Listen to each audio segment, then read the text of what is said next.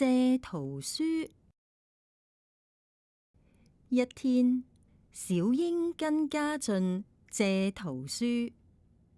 家俊說：這是我新買的圖書，你要小心一些，不要弄丟了。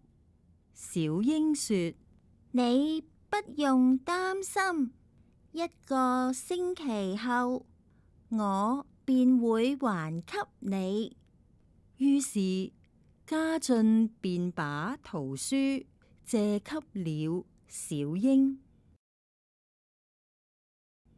小英拿到圖書後，心裏很高興。她一回到家，就找出了書套、剪刀和膠紙，給書本穿上一件漂亮的衣服。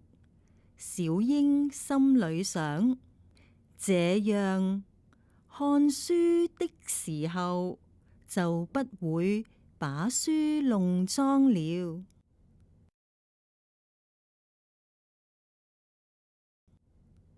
一個星期很快便過去了。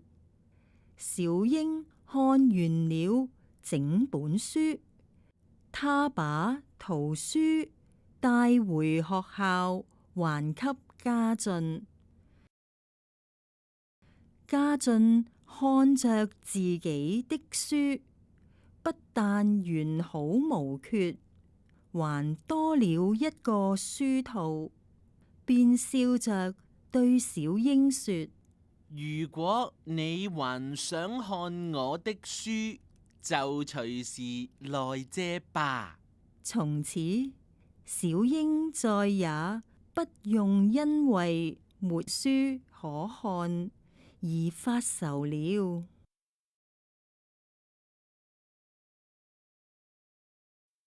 讀一讀。